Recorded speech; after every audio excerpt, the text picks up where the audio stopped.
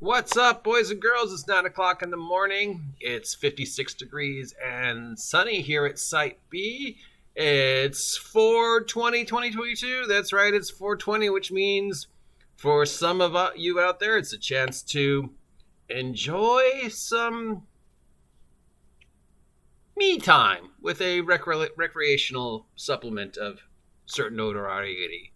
And for others of you out there, it's just a Wednesday, which means it's time to take a look at what's going on in the world of crowdfunding, Kickstarter, group funding, or whatever you want to call it.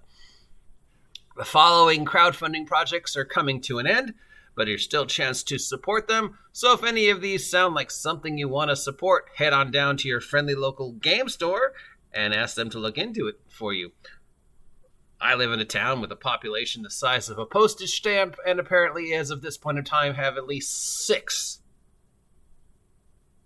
locations that would technically count as a friendly local game store that I'm aware of. There might be more. Why do I live in a town with almost no gaming population and have that many stores that carry magic cards? I don't know. Anyways, what's going on? Let's take a look from Matt Colville. Yes, that Matt Colville. We have Flea Immortals, the Matt Colville Monster Book for 5e. So Matt Colville has a $70 most popular pledge product out there, 300 more pages of monsters. Colville has already beat the 1 million Kickstarter mark and looks to hit at least possibly 4 million before it ends its run. So if you want to see 300 pages of new 5e monsters from Matt Colville, and for $70, hey, that's 300 pages of new things somebody's going to find problematic. So whatever. Good on you, Matt Colville. From Monty Cook Games, we have Old Gods of the Appalachian role-playing game for the Cypher system. Most popular pledge is $70. This brings you an alternate 1930s Appalachia where there apparently are darkness, magic, horror, and various backwoods gothic nonsense in the east coast of the Appalachian Mountains in the 1920s and 1930s. It's already hit $1 million in kickstarting and looks to make more. Whose idea? I mean, obviously this is inspired by American Gods by Neil Gaiman, I guess. And just the idea of, what happens to the old gods when they come to the new world. I guess inspired loosely by Cthulhu because of the setting, 1920s, 1930s. I'm not sure where this idea would come from. Hey, let's do a campaign game, role-playing game about one specific point in time, one specific area, and then, old gods and horror and Lovecraftian nonsense. I mean, it could be amazing, or it could be just a very unique take on a genre, which is always nice to see unique takes on horror and alternate America weirdness. So, yeah. But it's Monty Cook and it's a Cypher system, so we know what we think about Monty Cook. Great ideas, but very little follow-through. From Pinnacle Entertainment for Savage Worlds, we have the Fantasy Companion. This is the latest reprint for the latest edition of Savage Worlds. Fantasy Worlds rules. It's $50 is the most popular pledge, and it's got all sorts of things you need to do fantasy type stuff using the Savage Worlds system. From Steve Jackson Games, hey, there's a name we haven't heard in a while. We have the Fantasy Trip Quirk Quest 6 and 7, 2 new adventures from Steve Jackson Games for the Fantasy Trips. Most popular pledge is $15 each. These are both adventures for the Fantasy Trip, which is, the game Steve Jackson Games made before GURPS. So, God, there's a word I have not heard in a long time. When was the last time Steve Jackson got mentioned? It has been a while. But yeah, I guess he's still out there. From Bloat Games, we have Pipe World, tabletop RPG monster manual zines for Dungeons & Dragons 5th edition. And Survive This. This is a monster manual inspired by Super Mario. So for $8 is the most popular pledge. So if you want to look for stats for 5th edition or Survive This of some of the stuff you've seen in the Super Mario worlds, like Goombas and,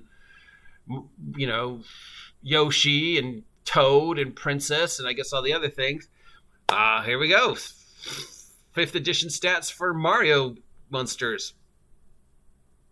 which I'm sure somebody will finds problematic, but hey, way to go. From Tommy's Sunzunar, Sunzenaur, Sunzenuar. I'm sorry, sir, if I'm mispronouncing your name. We have Swamp Crawl and Mork Borg. This is an adventure module for the award-winning Mork Borg. Most popular pledge is $25. It's a swamp-based Mork Borg adventure with 20 new monsters and tons of new stuff, plus the amazing Mork Borg style of art. So if you're looking to throw your Mork Borg players into a horribly doom-infested swamp, check it out.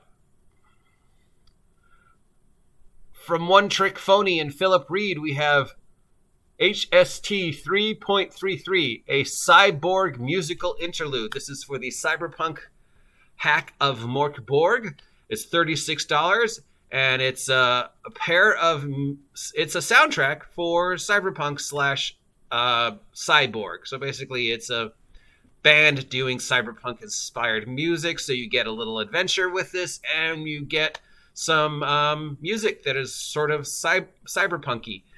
I don't know what one genre of music really defines cyberpunk. If I remember correctly, they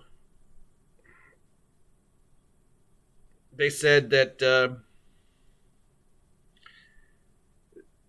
Zig Zig Sputnik was like the best take on a cyberpunk band.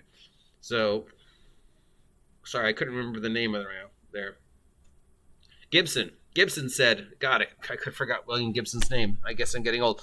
Yeah, I believe William Gibson was heard once saying that, he thought the old band Zig Zig Sputnik was like his take on what a cyberpunk band should sound like, or at least one of many.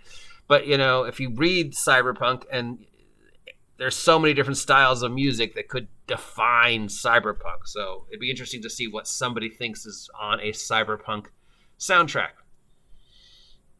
And that's about it, other than, of course, the Marvel Multiverse paid playtest was shipped yesterday. So if you paid the $9 for that on Amazon way back in November, it should be showing up at your door either yesterday already or today or tomorrow, depending upon where you live and shipping and other things. So it's our chance to take a look at what the current incarnation of the Marvel Universe in role-playing terms is, and playtest it, and then submit our playtest information to the creators. And then a year from now, we'll see how much of what we submitted actually is used. This is the second paid playtest that I'm aware of. The first was the Pathfinder 2E paid playtest. I do remember hearing some people say during the Pathfinder 2E thing that they were very disappointed because they paid the money, they submitted the stuff, and then Paizo didn't use pretty much anything they submitted anyways and just printed what they were going to print. Now, I don't know if that's true.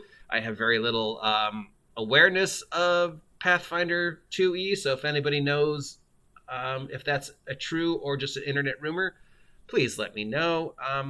I haven't never played Pathfinder 2E, but I played Starfinder, which is sort of like the preamble to Pathfinder 2E, and I really like Starfinder.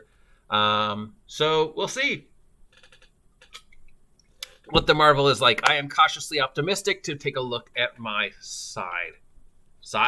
my copy. Jesus Christ, my brain is turning to mush, ladies and gentlemen, and you get the pleasure of watching me slowly fall apart. But that's okay, because it's 420, so on 420 at 9 o'clock in the morning, let us remember the immortal words of two very wise men who once said, "Be excellent to each other and party on."